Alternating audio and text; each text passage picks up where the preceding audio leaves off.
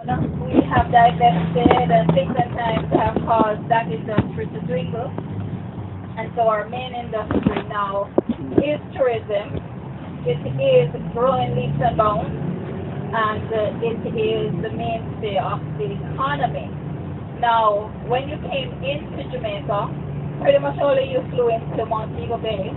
Montego Bay is the capital of St. James, and as cities go, we only have two. So St. James has one city, which is Montego Bay, and our second city, or other city, which is our first city, is Kingston. Well, then what's Ocho Rios? Ocho Rios is the tourism capital of the world. It's not a city, it's a town. Now the city, the capital of St. Anne, is St. Anne's Bay.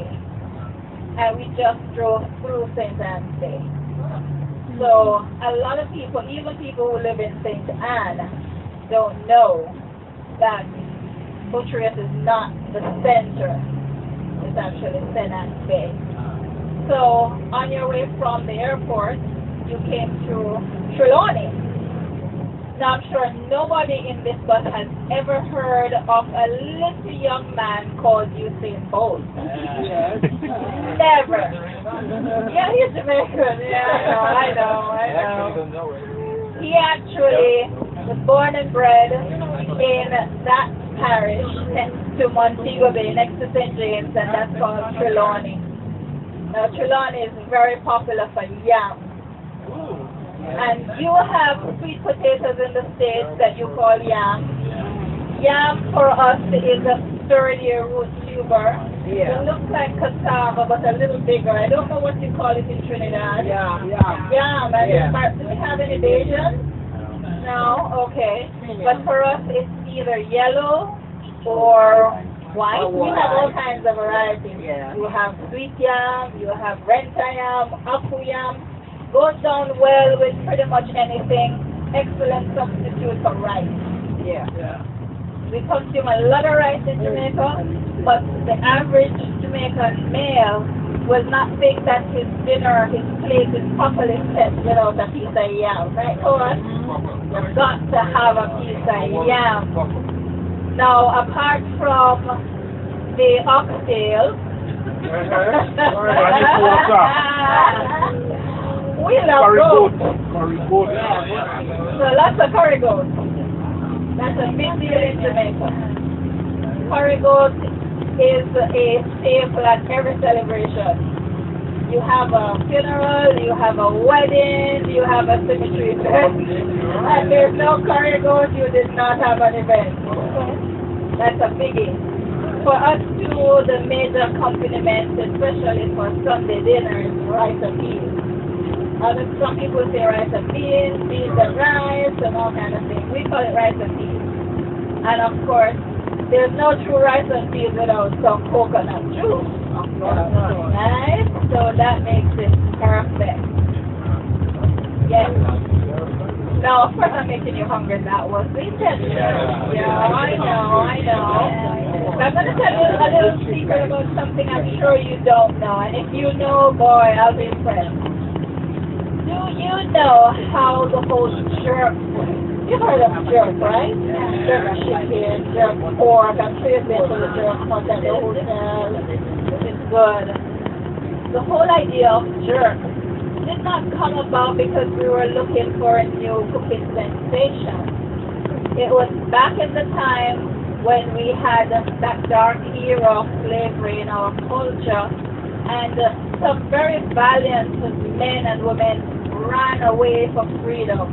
And up in the hills, they had to find a way to prepare, particularly the wild boar, the wild pigs that they would be able to spare. So what they did, they made a huge hole in the ground, and they covered it many times with sweet wood or pimento wood, and pimento is all spice. Pimento is that berry that changes the flavor of anything you put it in.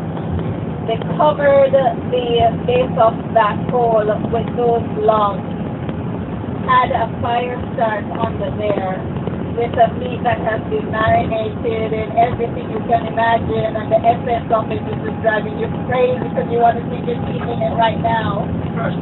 And they would put that on there, cover it up with leaves, get some more sweet wood, pimento wood, everything, so that that smoke would not escape into the air and give away their hiding position.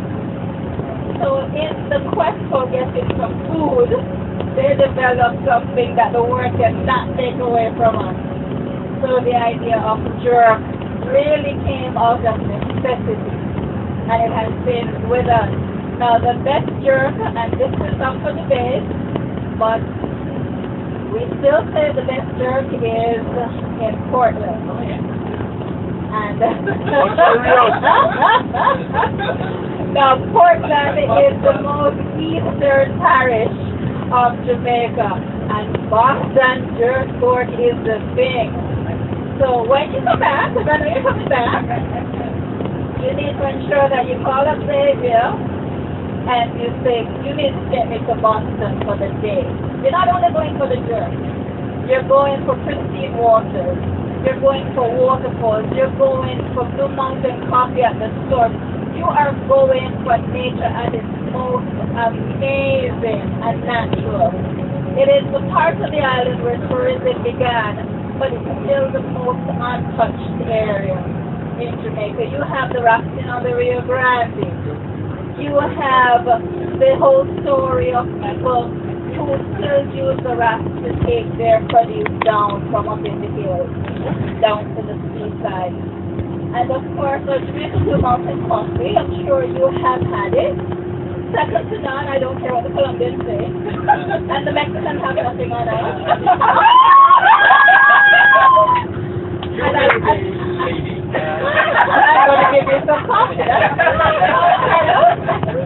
Cuando sabes que voy a hacer para ti, yo voy a hacerte una canción porque como te quiero tanto, ¿eh? Make coffee, make coffee, make coffee, make coffee, me bajo la boiling coffee in the morning. I'm here for nothing else. The only thing for me is me. For all of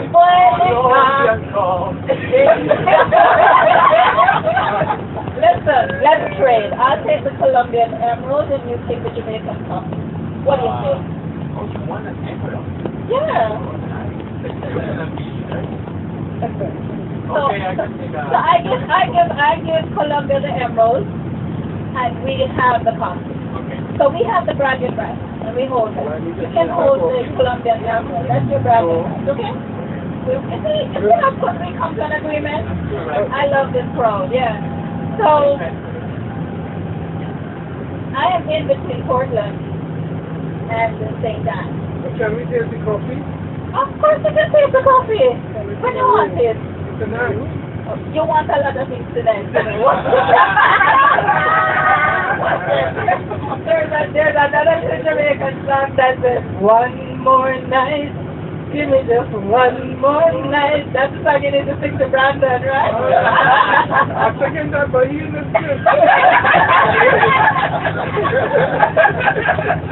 And you need one more night, baby. All of the things you need to do.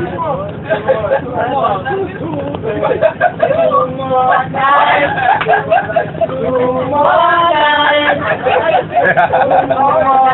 I can't leave this island just so.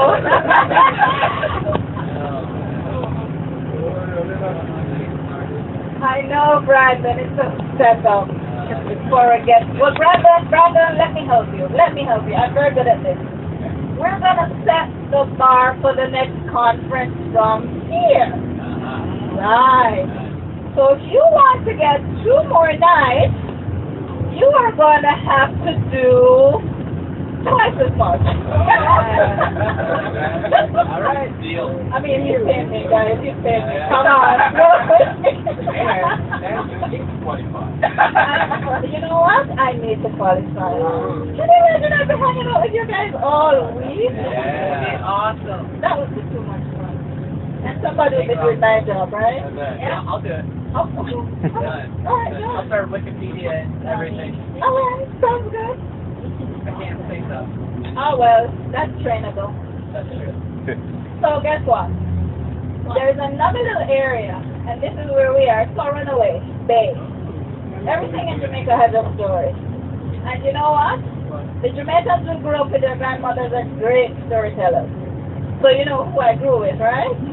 Oh yes, and my son can tell you, Mommy, another story. Yeah, I know the stories.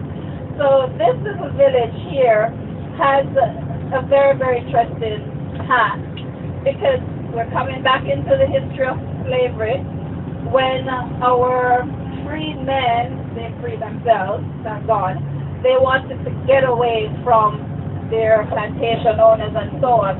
There were some caves in this area, and they used to go underground because we have limestone. We're all limestone in this area, and so you know when water passes over limestone, it becomes porous, and so lots of caves were formed, and it was normal for them to hide away in the caves until nighttime.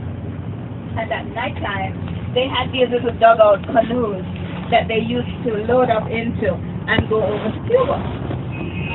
And as a matter of fact, rumor has it that when the Spaniards were defeated by the British in 1655, oh, history class, I know, but whatever. Yeah, when they defeated them, it is said that that last Capitan, he fled the island via one of these caves.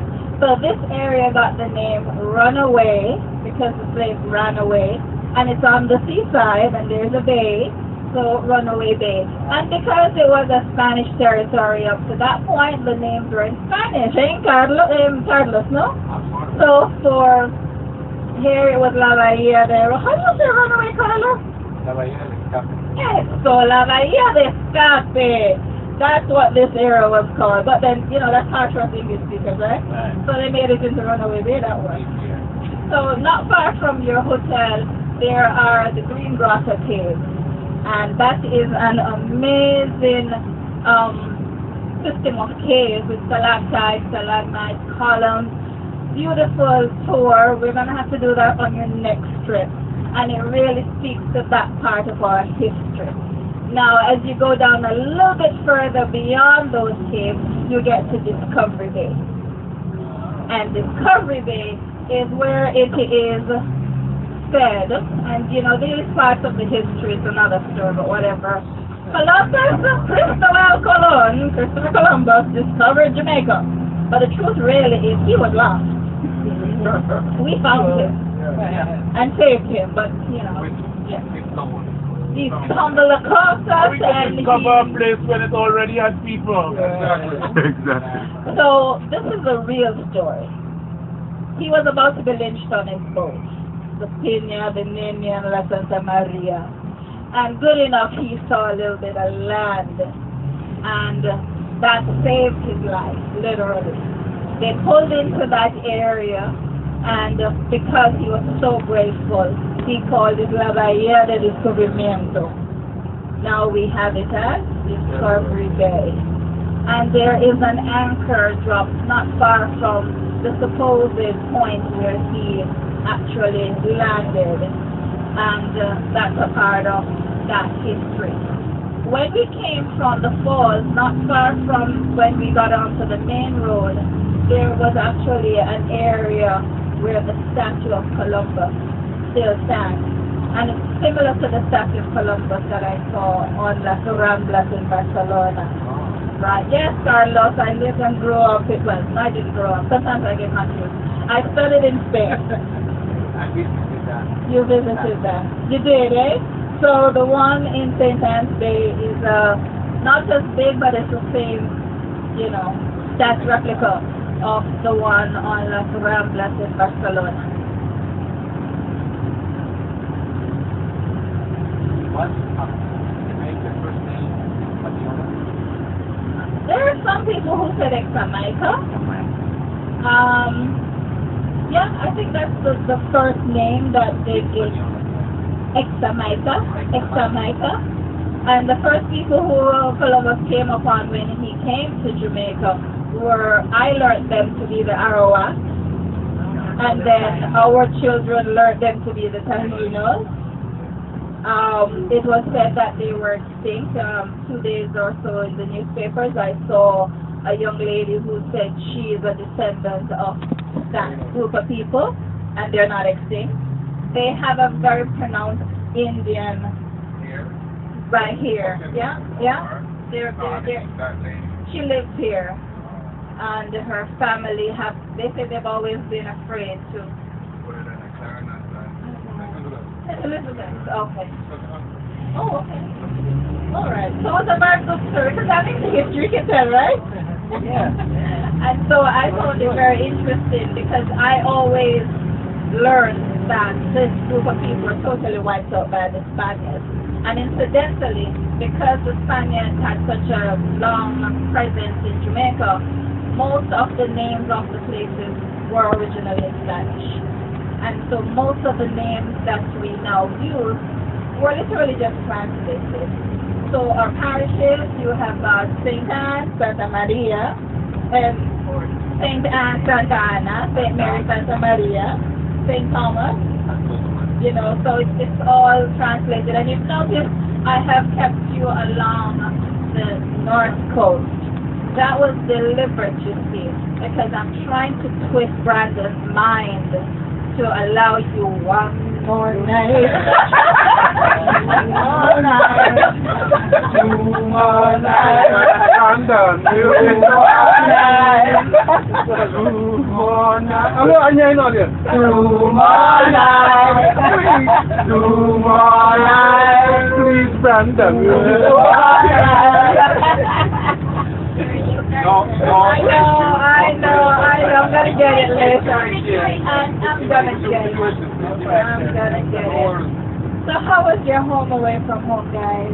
Very good. Yeah. Wonderful. So we're home again.